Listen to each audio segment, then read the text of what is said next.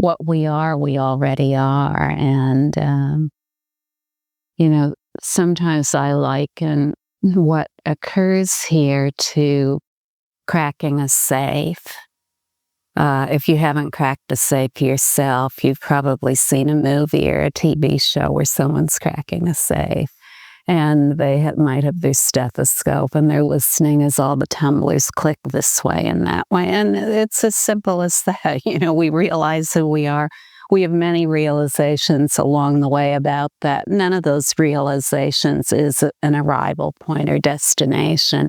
It's just we feel more and more spacious, more and more expansive until nothing bothers us anymore. We're just the vast expanse of infinite space.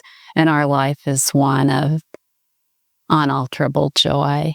So, it's as simple as that. And that what we might call complete enlightenment is the reality of wholly positive basic space. And all that means is that it is complete enlightenment equals complete benefit.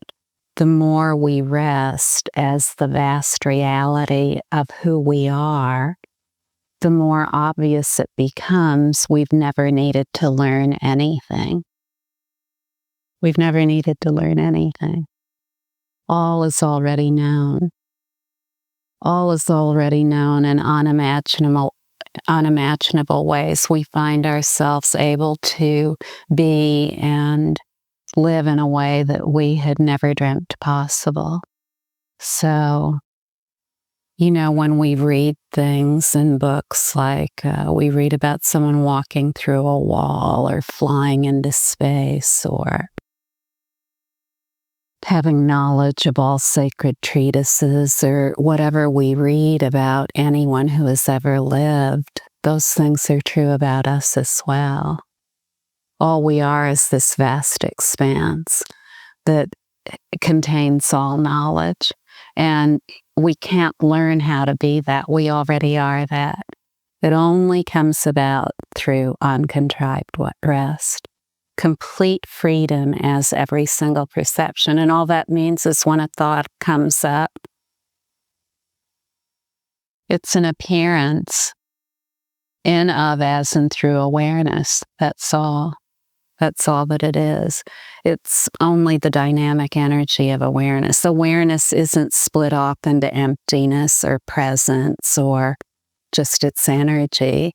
Awareness is inseparably all three.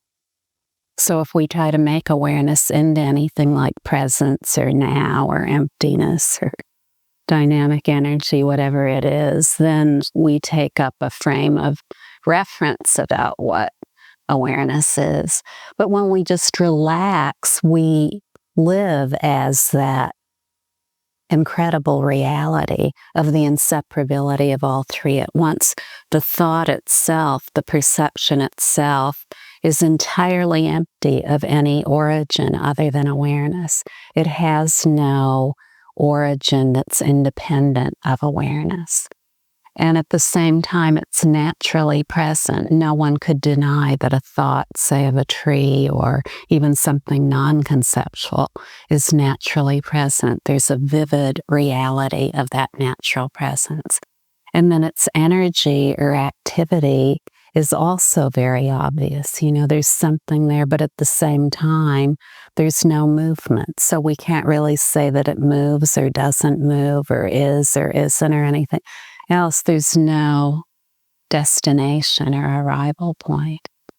So, when we talk about our own awareness, we talk about what is unborn about us, what is entirely unborn, what has no source or origin, what's entirely uncreated. And what is entirely uncreated doesn't dwell anywhere. It doesn't dwell in any kind of a state, like no thought, no self, emptiness, even bliss or clarity. It doesn't dwell anywhere. Where would the personal identity be of the unborn? Where could we find a personal identity in the unborn? If we took anyone here, and say we took Shoshana and we decided, oh, we're going to find the personal identity of Shoshana, and we're going to absolutely prove that Shoshana has a personal identity. And we could all get together in the room, we'd surround Shoshana, we'd all take a look at her, and we'd look for Shoshana-ness in Shoshana. Somewhere in Shoshana, we were determined to find Shoshana-ness. And we could look at the skin, and we could look at all those little dancing hairs all over the skin. We could look at the blood vessels. We could look at the bones and the muscles, and we could look at all the organs of the body.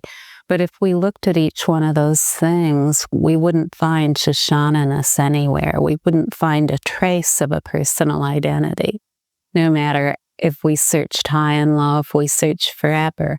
We could bring in an enormous electron microscope and put Shoshana under it, and all we would see were subatomic particles, electrons that all look exactly alike. And we could bring in everyone in the world, and we could bring in Shoshana's mother, and she wouldn't see Shoshana there.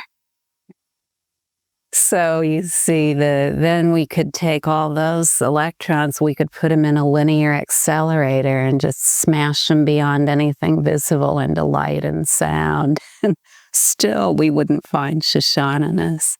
So all of this, all the light and sound of everything that is just an appearance of our own awareness.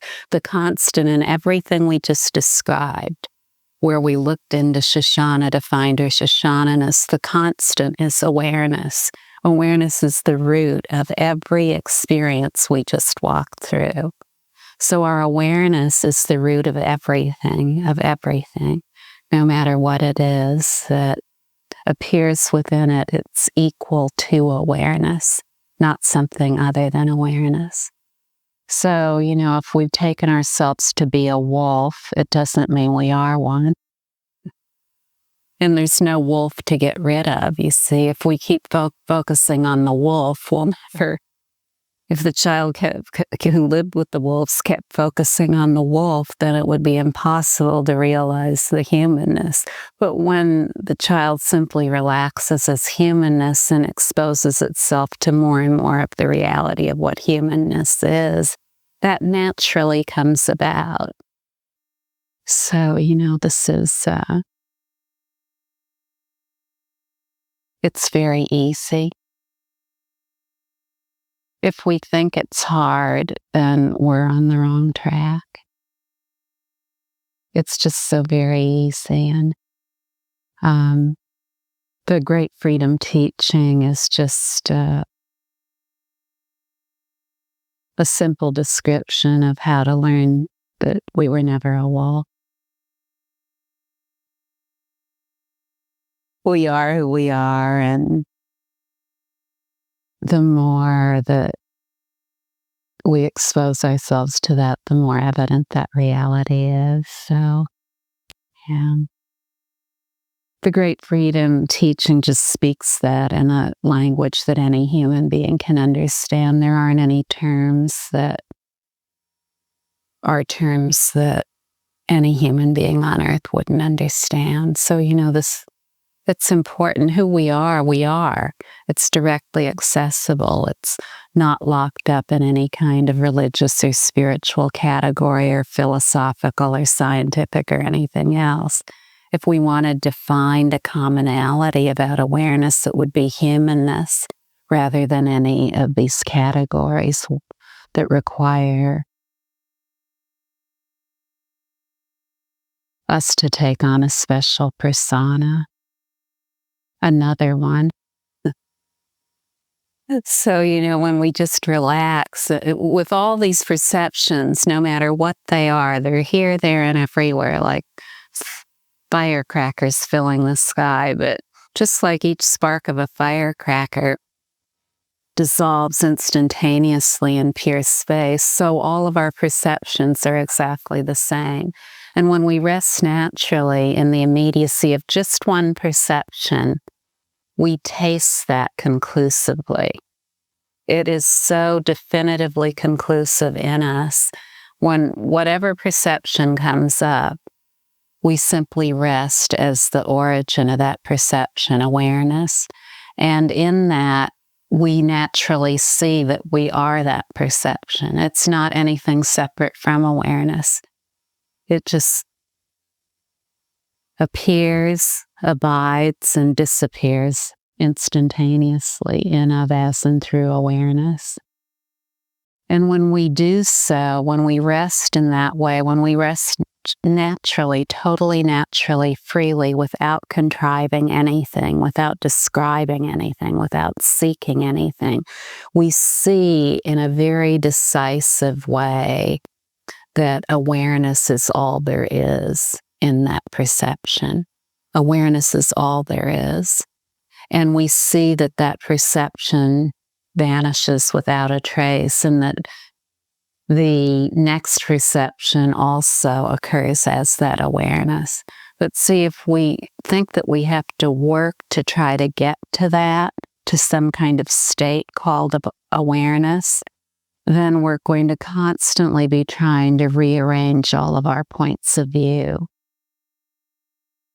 in order to contrive a state.